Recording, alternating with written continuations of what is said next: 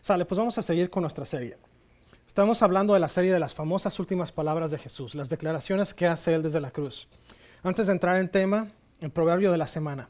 Proverbios 12:14 dice, el hombre será saciado del bien del fruto de su boca y le será pagado según la obra de sus manos.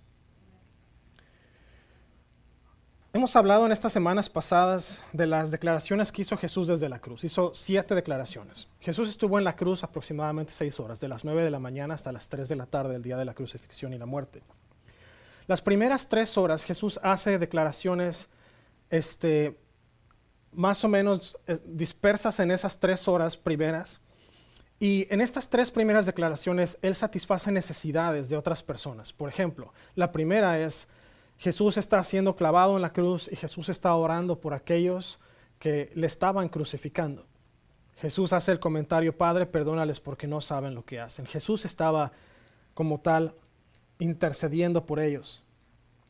La siguiente declaración es, Jesús está colgado en la cruz y los 2 ladrones que estaban crucificados al lado de Él estaban burlándose de Él.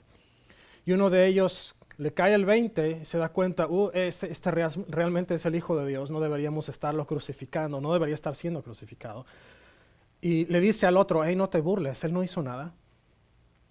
Nosotros estamos pagando por nuestro pecado, pero Él no hizo nada digno de crucifixión. Y voltea y le dice a Jesús, hey, cuando llegues al cielo, cuando llegues al paraíso, acuérdate de mí. Y Jesús le dice, oh, no, hoy en la noche, cuando lleguemos allá arriba, tú vas a estar conmigo, voy a estar contigo. Ahí está hablando precisamente de de salvación para ese hombre. Y la siguiente declaración la hace a María. Y estaba Juan, el discípulo amado, también ahí. Y le dice a María, María, he ahí tu hijo. Y a Juan le dice, he ahí tu madre. Y esta es provisión, porque al final de cuentas María se iba a quedar sin provisión, sin sustento, sin cuidado después de que Jesús muriera, pero a partir de esa hora la entregó a Juan y Juan cuidó de ella como si fuera su madre hasta sus últimas horas. Las siguientes declaraciones las hace en las últimas 3 horas y las hace más o menos rápido. Una de ellas es que Jesús mismo habla por sí mismo y le dice a Dios, ¿por qué me has desamparado? Él sintió la división, el distanciamiento entre Dios y él, porque Dios no puede convivir con el pecado. Y Jesús estaba cargando el pecado de toda la humanidad en él. Por lo tanto, sintió la separación entre él y Dios. Su siguiente declaración fue una necesidad propia, y la vimos la semana pasada, que es, tengo sed. En esta declaración, él estaba viviendo sus últimas horas como 100% hombre. Y hay que recordar que Jesús, mientras estuvo en la tierra, Él era 100% hombre, pero 100% Dios al mismo tiempo. Y en este momento está reflejando su humanidad. Está reflejando deshidratación, porque al estar colgado en la cruz, Él estaba ya deshidratado. Había pasado por mucha pérdida de sangre, por mucha pérdida de energía.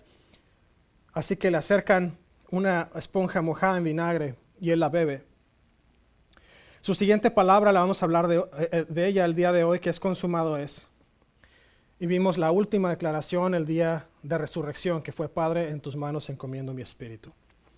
¿Por qué no oramos? Señor, te damos gracias esta mañana por tu palabra. Te pedimos esta mañana, Señor, que tu palabra venga a nuestros corazones, que nos ilumine, Señor, que nos ayude a crecer. Te pedimos, Dios, que tu palabra caiga como semilla en tierra fértil para que pueda germinar, pueda crecer, florecer y fructificar al 100% en el nombre de Jesús. Vamos a estar en el pasaje de Juan 19, versículos 29 al 30. Dice, había allí una vasija de vino agrio, así que mojaron una esponja en el vino, la pusieron en una rama de hisopo y la acercaron a los labios de Jesús.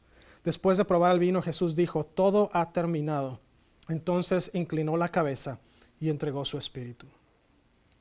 Mientras estuvo Jesús en la cruz, dijo esas 7 declaraciones. Usted puede encontrar 3 de ellas solamente en el libro de Juan, 3 de ellas en el libro de Lucas y una de ellas en el libro de Mateo y Marcos. Está en ambos libros.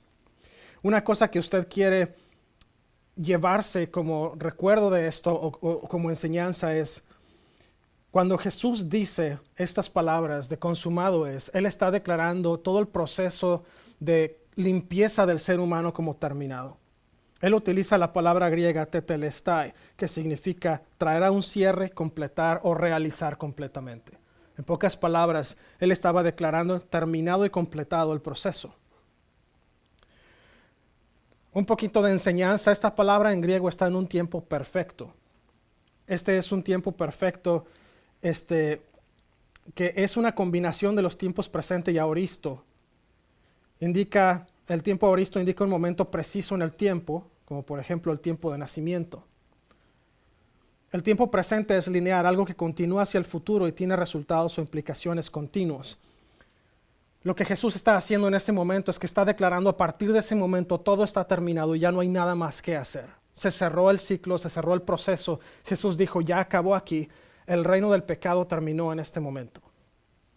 Lo marcó como un punto definitivo en el tiempo. A partir de eso se declararía un parteaguas en la humanidad antes y después de la muerte de Jesús. Antes de la muerte de Jesús gobernaba el pecado, gobernaba la muerte, gobernaba la destrucción. Y después de la muerte y resurrección de Jesús, ahora gobernaba el reino de Dios. El pecado había sido derrotado, la muerte había sido derrotada.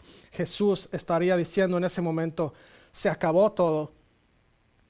Y en ese momento cerró las cortinas del pasado y abrió un nuevo libro para escribir. Jesús tomó nuestro lugar en la cruz.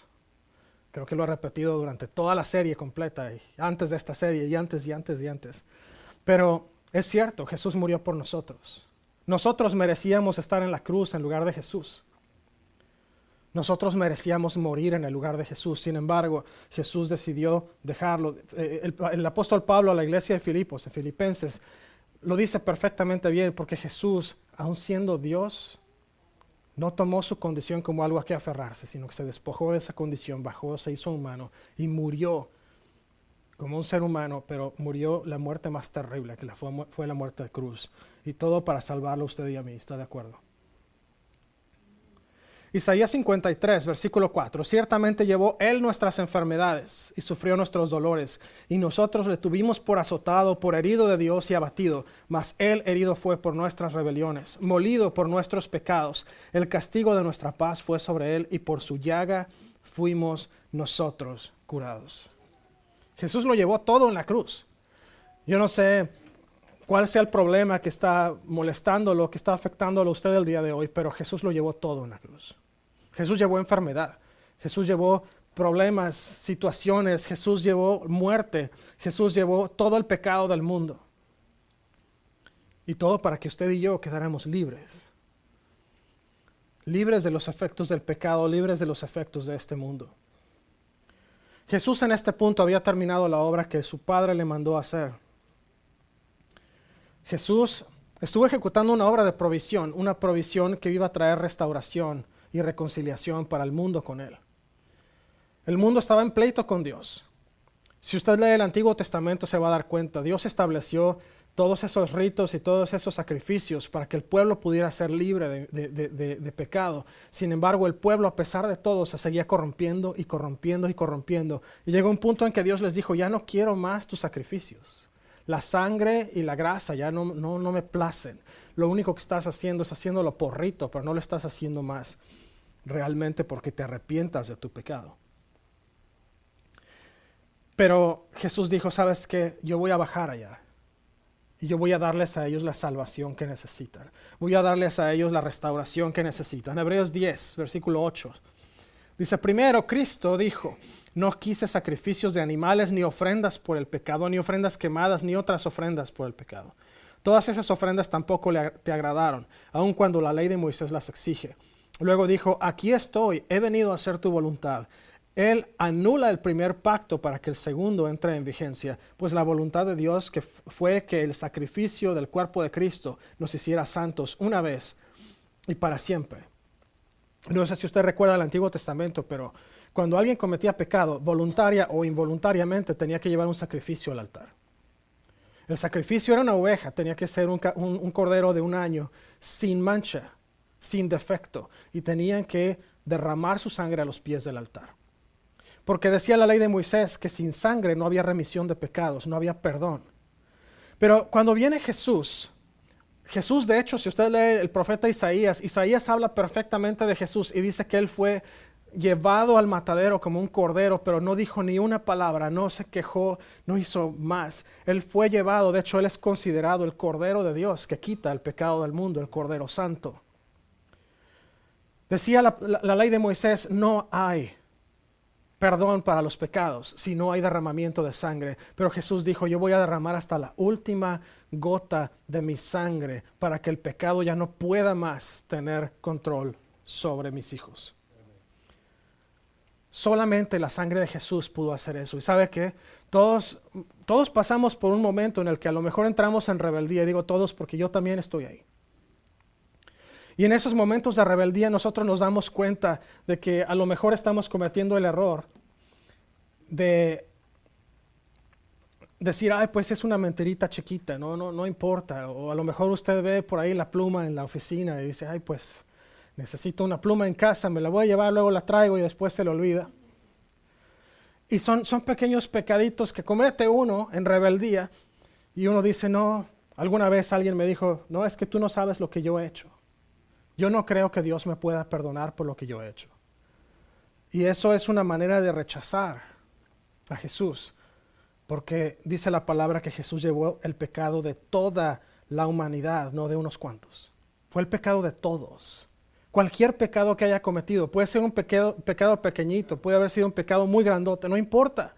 Jesús los llevó todos a la cruz y los llevó porque Él quería reconciliarnos con Dios. Y dice la palabra en Hebreos, una vez y para siempre. La sangre de Jesús nos hizo justos una vez y para siempre, no hay dos. Todos aquellos que recibimos la sangre de Jesús, que le declaramos nuestro Señor y Salvador, todos somos hechos una nueva creación. Su sangre nos purifica y nos limpia una vez y para siempre. Jesús hizo solamente lo que Él podía hacer. No había nadie más. Dios mismo se cansó de los borreguitos y se cansó de los chivitos y de los toros y de todo. Dios dijo, ya no quiero más sangre, y Jesús lo reconoció. Y por eso tuvo que morir Jesús, porque solamente en la muerte del primogénito, Hijo de Dios, del unigénito, estaba la redención. Hay tantas conexiones. De hecho, podemos ver la conexión de antes de que el pueblo fuera liberado en Egipto. ¿Cuál fue la última plaga? Dios tomó al primogénito de cada familia egipcia. Y la Pascua es el recuerdo de eso. La Pascua es decirle a la gente de nuevo, acuérdate que pudo haber sido tu hijo primogénito, pero no fue. Dios tomó la vida de ellos para redimir la tuya. Y después Jesús la instituye como un recordatorio de su muerte, porque la muerte de Jesús era lo único que era necesario. Lo único que podía sacar a la gente, al pueblo de Dios, del pecado. Así que lo que está haciendo Jesús es proveer salvación para toda la gente que lo quiera aceptar. No estamos hablando de universalismo, que toda la gente es salva ya nada más porque sí. No. Estamos hablando de que Jesús proveyó salvación para todos. Los que quieren la toman y los que no, qué lástima me da su caso, ¿no? Porque conozco gente que han conocido del Señor y se han ido y les habla uno de Dios y se quedan con, no me hables, yo no quiero escuchar nada de Dios. Pues qué lástima, qué pena me da tu caso y ojalá un día cambies de opinión, porque no quiero llegar allá arriba y ver que no estás. Pero es una decisión personal.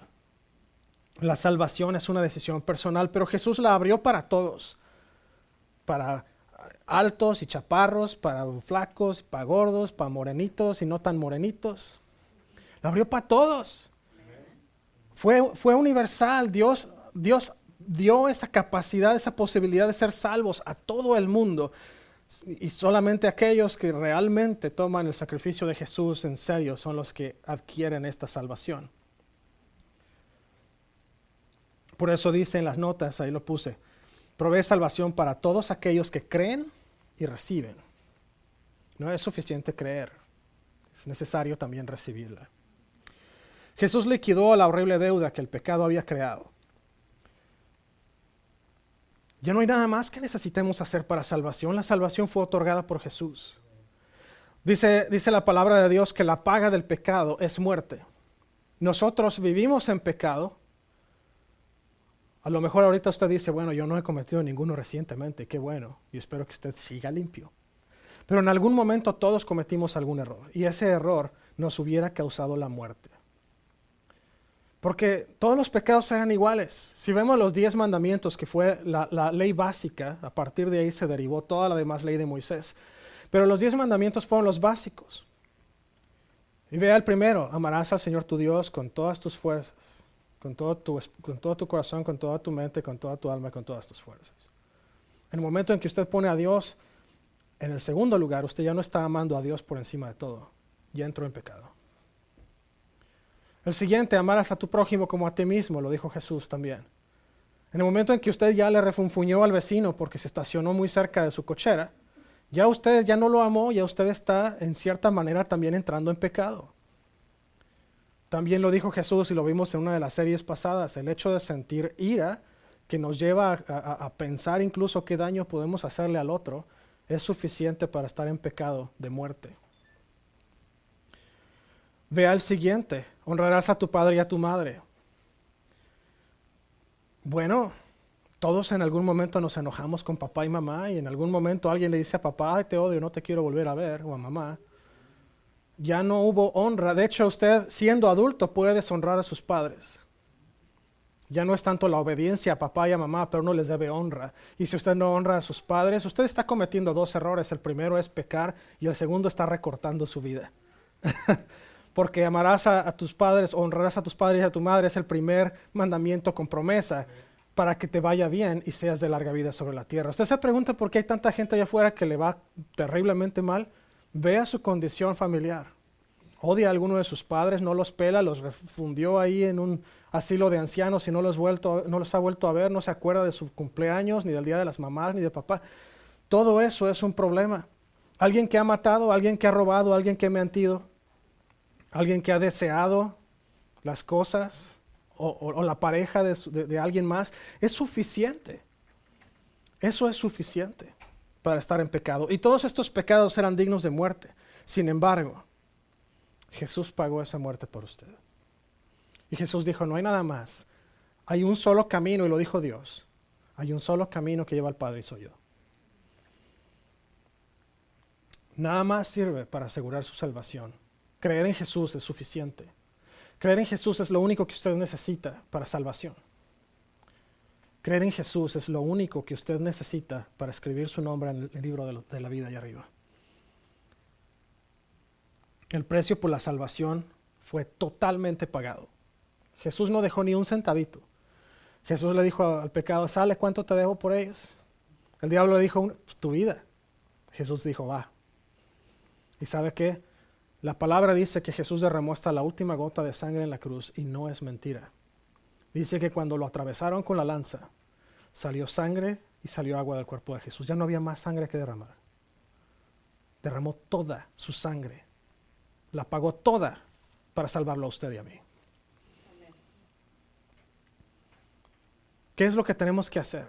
¿Cómo podemos responderle a Jesús por este acto de redención tan grande que Él hizo? Lo mejor que usted puede hacer es obedecerle a Jesús. Lo voy a poner en un plano muy simple de entender. Usted tiene hijos, o tuvo hijos, o ha tenido hijos, o usted ha pasado por el proceso de cuidar niños a lo mejor. No hay nada peor que un niño que le dice a uno, ay papi, te amo, te adoro, eres todo lo que quiero en mi vida. Y después le dices, oh hijo, ¿puedes ayudarme? ¿Puedes recoger tu recámara? Y es suficiente para que griten, chillen, pataleen, se tiren en el suelo. O como nos dice Tairas, ay me caí. Y se deja caer en la alfombra, haciendo berrinche. Porque los hijos de pastor también hacen berrinche. No estamos exentos nada más por estar aquí al frente. También a nosotros nos pegan. Pero ¿sabe qué? Ahora piénsalo de esta manera. Dios nos manda a nosotros a obedecerle. Nos dio la ley, nos dio todo lo necesario para obedecerle. Cuando usted no le obedece, es como ese hijo que usted le dice, recoge tu recámara, y en lugar de recoger se tira a chillar y patalear, o se esconde de usted. Lo único que nos pide Jesús, lo único que nos pide Dios es nuestra obediencia.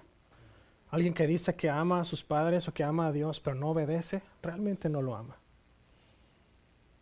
A lo mejor dice en el fondo, ay, pues es que yo realmente sí lo amo, pero es que a mí no me gusta recoger mi recámara. O como dice por ahí cierta personita, ese es el trabajo de mami. Perdóname, pero no, si tú tiras no es mi trabajo recoger. Cuando yo tiro toda la cochera preparando y haciendo muebles para ella o para él, Yo no los pongo a ellos a recoger mi mugrero, lo recojo yo. Así que usted obedezca a Dios. Esta es la mejor respuesta que usted puede dar a la salvación que Jesús ha provisto para usted. Este punto en el que Jesús dice que todo ha terminado fue la coyuntura donde un periodo terminó y un nuevo periodo comenzó. Había terminado ya el periodo del poder de Satanás sobre el hombre pecador. El momento que Jesús termina entregando su vida en la cruz, Jesús abolió enteramente todo el dominio de Satanás sobre el mundo y estableció el reino de Dios para que el reino de Dios empezara a expandirse en esta tierra. Como les decía hace rato, nosotros merecíamos el castigo, la paga del pecado, pero Jesús la tomó por usted y por mí. Jesús tomó esa carga, ese castigo. Jesús destruyó el poder del pecado, nos liberó de él. Y la ventaja de todo lo que está pasando ahorita, usted dice, ay, pero todo está tan feo, hermano. Sí, pero todo esto apunta a un evento que va a ser universal y pobre del que no esté presente en ese momento, en el libro de la vida. Es el evento del regreso de Jesús. Un día nos va a liberar de todo el estrés y de toda la presencia del pecado. Nos va a sacar de aquí. Tenemos que estar ahí. Hermano, ¿cómo le hago para estar ahí? ¿Qué puedo hacer? Obedezca a Dios, entregue su vida. Mire, no necesita más que amar a Jesús como amaría usted a sus propios hijos, a sus propios padres. No hay nada más tierno y más dulce para mí que entrar a la recámara de mi hija y encontrar una carta sobre su librero. Y le pregunto, ¿qué es esto? Es una carta que le escribí a Jesús. Y de repente cuando entra al baño yo me escurro a la recámara a leerla. Y es una cartita de amor preciosa para Jesús. Hermano, tenemos que ser como niños. Tenemos que entregarle a Jesús nuestro amor como niños, pero no nada más de dientes para afuera. Tenemos que obedecerlo con todas nuestras fuerzas. Nosotros como hijos de Dios, gracias a la muerte de Jesús, gracias a su resurrección, gozamos de paz, de gozo, de libertad. Tenemos nosotros acceso al trono de gracia. Sabe que las únicas personas que podían estar en el lugar santo eran los sacerdotes. Y no había nadie que pudiera entrar al lugar santísimo más que una vez al año. Y era el sumo sacerdote. Y ahora usted puede estar en el lugar donde estaba el sumo sacerdote una vez al año. Puede usted estar todos los días ahí. Puede usted dormir en la presencia de Dios, levantarse en la presencia de Dios, caminar en la presencia de Dios. Tiene usted completa victoria sobre el pecado cuando usted está en la presencia de Dios. ¿Sabe por qué? Porque donde está la presencia de Dios, el enemigo no tiene poder para resistirse sobre sus pies. El enemigo huye de la presencia de Dios. Si usted está caminando en la presencia de Dios constantemente, el pecado no va a intentarle tocar porque el enemigo no puede estar en la presencia de Dios. No hay nada malo que pueda estar en la presencia, no la puede resistir. Si usted quiere las bendiciones de Dios, camine en la presencia de Dios. Hermano, pero es que ¿qué es esto de caminar en la presencia de Dios? Yo no entiendo. Me hablas tú aquí en adivinanzas. No es difícil. Caminar en la presencia de Dios es establecer una relación tan íntima con Dios que usted puede estar lavando, puede estar planchando, puede estar cocinando, puede estar en la oficina, puede estar en el taller, haciendo lo que usted esté haciendo y usted está hablando constantemente con Dios. Y no me refiero a un rezo religioso, me refiero a Jesús. Le voy a poner un ejemplo. Esta semana pasada fue una semana durísima para mí. Estaba haciendo un proyecto que requería de muchísimo trabajo y muchísima concentración y de muchísimo esfuerzo. Llegó un punto en que le dije, Jesús, necesito tu ayuda. Yo no voy a salir de aquí vivo, esto está pero terriblemente difícil. Había una contingencia de más de $300,000 y teníamos que resolver el problema en un día o menos. Y llegué al punto en que le dije, Jesús, te necesito, no puedo sacar esto sin ti. Y me llegó de la nada, me levanté a tomar agua, no me acuerdo qué fue lo que hice, pero me llegó una revelación impresionante. En unos cuantos segundos logré sacar el proyecto. Mucho más rápido de lo que yo esperé hacerlo. Pero, ¿por qué no lo pude hacer antes? Porque cuando nosotros tratamos de hacer cualquier cosa en nuestras propias fuerzas, no va a salir. Porque sabe que el dador de paz, el dador de sabiduría, el dador de conocimiento, de inteligencia, de entendimiento, es Dios. Él fue el que lo creó y Él es el único que lo puede proveer. Y pasó otra situación similar un día después, el viernes. Esa sí tuve que aventármela a pie porque no había forma de hacerlo mejor. Pero De todas maneras, Dios me ayudó. Fueron pasos muy largos y muy tediosos, pero Dios me ayudó a sacarlo sin ayuda de nadie más, completamente a mí. Dios lo puede hacer con usted. ¿Cuál es su problema? ¿Cuál es su situación? En la escuela tiene problema, el niño no puede aprender bien porque se distrae fácilmente, tiene problemas de atención. Póngase a pedirle a Dios ayuda. ¿Sabe qué? Si su hijo tiene dificultad para aprender, Dios puede ayudarle con el problema. Ahora le doy un tip. Si su hijo tiene dificultad para aprender, a lo mejor está muy avanzado y lo están reteniendo en su clase. Lo están aburriendo. Pregúntenos por qué Jimena no está en la escuela regular. Que esta niña lee y hace matemáticas como si estuviera ya en segundo grado o tercer grado y todavía no termina el primero. A lo mejor su hijo se está aburriendo. Ayúdelo. Búsquele ayuda. Pídale a Dios sabiduría. ¿Sabe que hay una sola cosa que Dios nos dice en la palabra que nos va a dar y no tiene ni una sola restricción, y es la sabiduría? Pida sabiduría. Pida sabiduría. Dios está ahí para dársela. Un punto muy importante que quiero que usted recuerde y quiero que usted se lleve. Y cada vez que venga el enemigo y le tiente, usted se lo recuerde al enemigo. El pecado ya no tiene más control sobre la vida de usted porque Jesús ya lo destruyó. Su poder quedó clavado en la cruz. Alguna vez fui a un retiro de jóvenes. Hace ya algunos años, no voy a decir cuántos. Fui a un retiro de jóvenes y en ese retiro de jóvenes me acuerdo que tuvimos una noche en la que estuvimos orando por perdón por diferentes cosas. Y estuvimos orando para que el Señor nos ayudara a perdonar cosas que habían pasado en nuestro pasado. Y una de las cosas que recuerdo vívidamente de esa dinámica, de esa noche en especial, es que pusieron una cruz enorme al frente del auditorio. Y nos dijeron, vas a escribir en un papel todas aquellas cosas que tú necesitas desechar el día de hoy. Y cuando estés listo vas a orar al Señor, se las vas a entregar y las vas a clavar en la cruz. Porque ¿sabe qué? Si nosotros nos ponemos a pensar, Jesús cuando fue clavado en la cruz, dice la palabra que Él exhibió al enemigo públicamente en la cruz, triunfando sobre Él con poder. Así que ¿cuál es su problema? ¿Son miedos? ¿Son temores? Escríbalos en un papel y clávelos en la cruz. ¿Es falta de trabajo? Póngalo en la cruz. ¿Es algún problema familiar? Clávelo en la cruz. ¿Es algún problema económico? Clávelo en la cruz, porque sabe que Jesús ya pagó por usted. Y ni el pecado, ni el mundo, ni su influencia tiene más poder sobre usted. Dice Romanos 6, 10 al 14. Cuando Él murió una sola vez a fin de quebrar el poder del pecado. Pero ahora que Él vive para la gloria de Dios. Así también ustedes deberían considerarse muertos al poder del pecado y vivos para Dios por medio de Cristo Jesús. No permitan que el pecado controle la manera en que viven. No caigan ante los deseos pecaminosos. No dejen que ninguna parte de su cuerpo se convierta en un instrumento del mal para servir al pecado. En cambio, entréguense completamente a Dios porque antes estaban muertos, pero ahora tienen una vida nueva. Así que usen todo su cuerpo como un instrumento para hacer lo que es correcto para la gloria de Dios. El pecado ya no es más su amo porque ustedes ya no viven bajo las exigencias de la ley. En cambio, viven en la libertad de la gracia de Dios. ¿Lo quieren más clarito? Decía por ahí, mi papá lo decía muy, muy seguido, más claro no canta un pollo. Así que con eso es suficiente para decirle, usted no tiene que preocuparse. Pero hermano, es que está usted viendo la situación allá afuera. ¿Cómo no me voy a preocupar? Hermano, ¿usted cree que el apóstol Pablo no se preocupó? Yo creo que en algún momento su cuerpo, y él lo dice, mi carne hace lo que yo no quiero.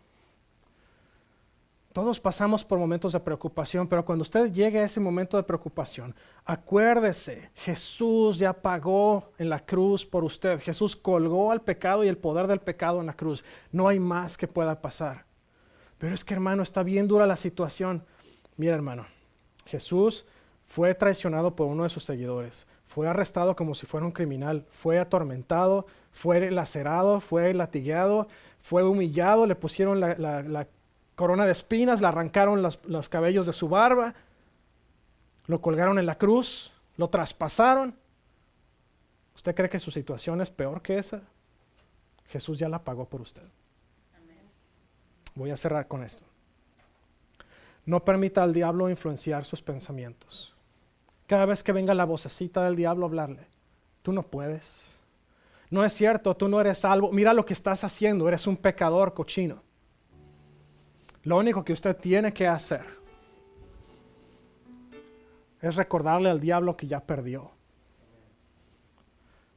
Decía un pastor que estaba leyendo el otro día: cuando viene la voz del diablo a decirme no puedes, no oras suficiente, eres un perdedor, no tienes suficiente comunión con Dios, no lees suficiente la palabra, dice este pastor, volteo y le digo al enemigo: tienes razón, voy a orar más.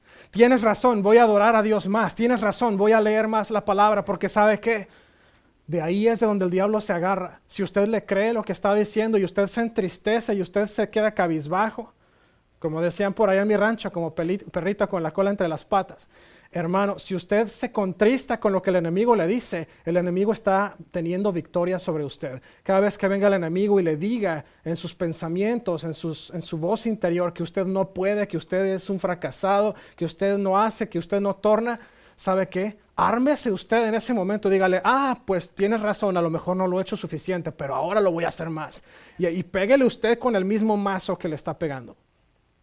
Porque sabe que el enemigo lo va a tratar de tirar una y otra vez. Le va a decir: no puedes. El enemigo le va a decir: no eres nadie, no puedes, no tienes suficiente, no sabes. Pero el enemigo lo dice porque lo quiere derribar a usted. Pero si usted no le cree al enemigo y usted se pone ahora y le da en la torre al enemigo, no se le va a querer acercar después. Camine en la presencia de Dios. El enemigo no le va a poder hablar porque usted va a estar muy ocupado escuchando la voz de Dios como para escuchar al enemigo.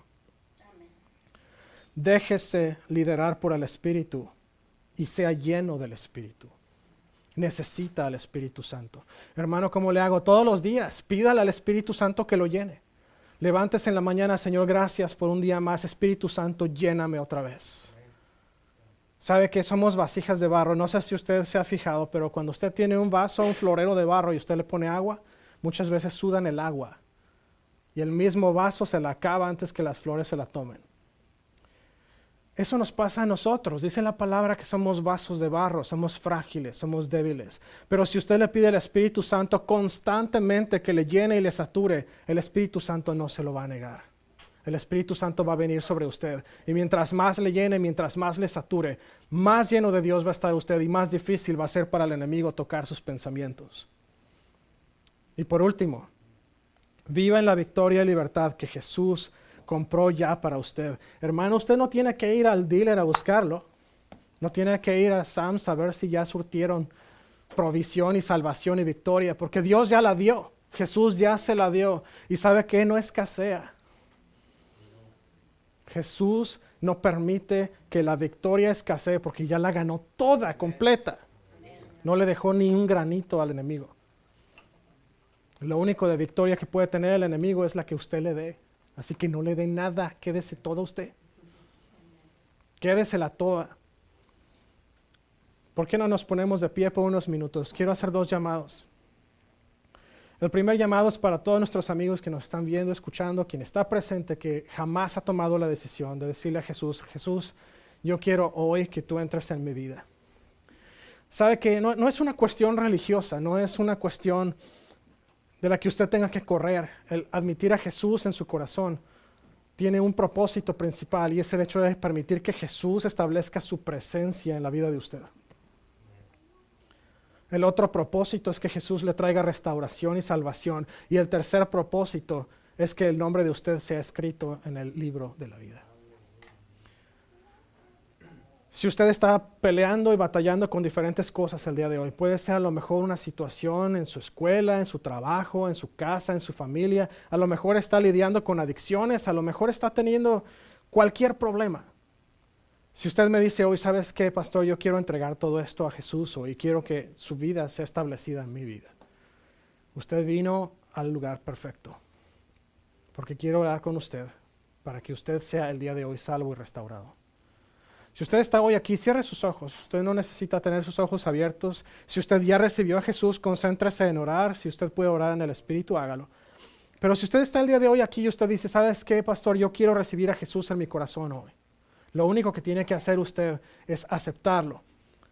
Y me puede mostrar que lo quiere hacer al simplemente levantar su mano donde usted está. Nadie debe estar viendo, todos deben estar ocupados con sus ojos cerrados. Si usted está manejando en el coche o nos está viendo en línea, usted puede decir, ¿sabes qué? Pastor, hoy quiero tomar esa decisión. Y si usted está tomando esa decisión hoy, qué bueno que la está tomando. Lo voy a guiar en oración. Y es muy simple esta oración. Repita después de mí, Señor Jesús, te doy gracias por el sacrificio de la cruz. Te pido perdón por mis pecados, porque sé que te he fallado. Esta mañana yo reconozco que tú moriste, pero tú te levantaste de la muerte con poder. Y hoy te confieso como mi único Señor y Salvador y te invito a que entres en mi vida. Te pido, Señor, que tú me hagas hoy una nueva creación. Y te doy gracias en tu nombre santo, Jesús. Amén. Si usted hizo esta oración esta mañana, le voy a pedir que me escriba a fmonroy@aguasofirst.com. Me puede mandar un WhatsApp al 918-350-9486. O puede ir a Facebook, mandarme un mensaje por Facebook a ofa.hispano. La razón por la cual le pido que me escriba es porque quiero decirle cuáles son los siguientes pasos y quiero celebrar con usted esta decisión que ha tomado. Pero si usted está hoy aquí y dice, ¿sabes qué, pastor? Yo ya conozco a Jesús, pero yo batallo de todas maneras. Yo batallo a lo mejor con la forma en que leo la palabra o no leo la palabra, o batallo la forma en la que yo entro a la presencia de Dios o no entro a la presencia de Dios para nada. A lo mejor no me acuerdo yo en hablar con Jesús en todo mi día y me preocupo en mis propias fuerzas en hacer las cosas que tengo que hacer. Si usted está en cualquiera de estas situaciones o simplemente quiere decir, Jesús, hoy quiero amarte más, hoy quiero dedicarme más a ti, vamos a hacerlo juntos. Ahí donde usted está, disponga su corazón. Alce sus manos y las puede alzar ahí donde usted está. Alzar las manos es mostrarle a Jesús rendición, decirle, Jesús, yo no puedo, álzame. Es como cuando su hijo chiquito le decía, papi, cárgame, o mami, cárgame. Alce sus manos a su Padre Celestial y dígale, Señor, esta mañana te doy gracias por el sacrificio que tú hiciste en la cruz. Gracias, Jesús, porque por ese sacrificio hoy somos salvos. Gracias porque por el sacrificio que tú hiciste en la cruz yo he recibido sanidad. Por el sacrificio que tú hiciste en la cruz yo he recibido libertad, he recibido victoria, he recibido gozo, he recibido paz. Por tu sangre en la cruz hoy nosotros podemos gozar de la presencia del Santo Espíritu en nuestras vidas, Jesús. Señor, dedicamos nuestra vida una vez más a ti. Te pido en el nombre de Cristo Jesús, Señor, que todo problema, Señor, que tú lo tomes en tus manos. Yo no sé cuál es la situación. A lo mejor hay situaciones de adicción aquí hoy. A lo mejor hay situaciones, Señor, de falta de fe. A lo mejor hay situaciones de problemas en la familia o falta de trabajo. A lo mejor las cuestiones financieras me están ahogando. Pero Jesús, el día de hoy entregamos todas estas situaciones en tu vida, en tus manos. Porque Jesús, sabemos que nosotros por nuestras propias fuerzas no podemos, pero sabemos que tú eres el Dios de todo poder, tú eres el Dios de toda gloria, tú eres el Dios de toda misericordia. Y como Dios de toda misericordia, tú tienes compasión y tienes gracia para nosotros.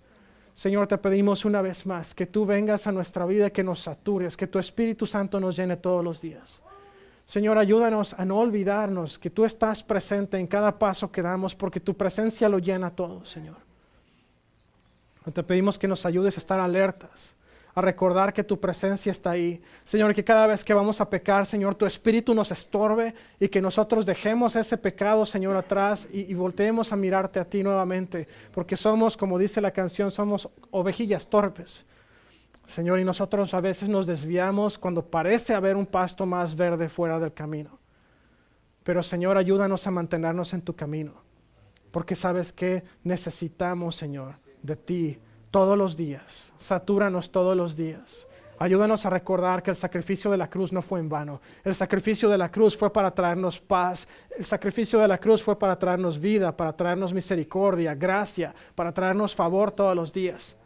Y como hemos aprendido, Señor, a través del proceso de renovación de nuestra mente, Señor, te pedimos en el nombre de Jesús que nos ayudes a tener favor en cada situación en la que nos encontremos. Danos de tu favor. Señor, que la gente quiera bendecirnos aunque no sepan por qué. Señor, y no solamente eso, pero que tu favor nos lleve a dar un testimonio a la gente, que haga a la gente mirarte a ti, Señor, a través a través de nuestro testimonio. Ayúdanos a ser gente que caminamos, Señor, y que cuando los demás nos vean, se queden pensando qué es lo que ellos tienen que nosotros no, para que podamos dar testimonio de ti. Ayúdanos, Señor, a ser gente que caminamos, Señor, en tu gracia, y que lo que de gracia hemos recibido lo demos también de gracia.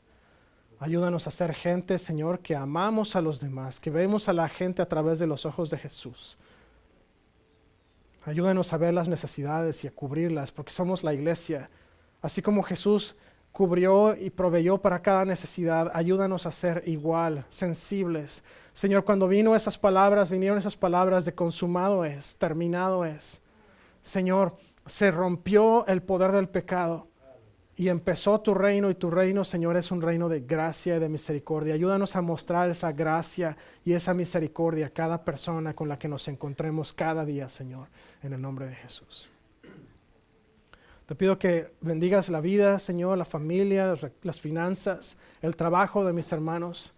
Cada persona que nos está viendo, nos está escuchando en línea, todos los que están presentes, Señor, bendice sobreabundantemente sus vidas. Señor, quita toda enfermedad del camino, quita todo temor, quita toda inquietud, toda ansiedad, Señor, porque todo eso son siembras que el enemigo ha puesto en nuestros corazones, pero deséchalos, Señor, quémalos con el fuego de tu Espíritu, Señor, y purifícanos para estar nosotros atentos a ti. No permitas, Señor, que nuestros ojos se desvíen. Ayúdanos, Señor, a mantener nuestra mirada puesta en ti, en el nombre de Jesús. Amén y amén. Y antes de irnos, me gustaría dejarlo con una bendición. Que el Señor lo bendiga y lo guarde. Que el Señor bendiga su entrar y su salir, su acostar y su levantar. Que el Señor haga resplandecer su rostro sobre usted y que le dé paz hoy, mañana y siempre.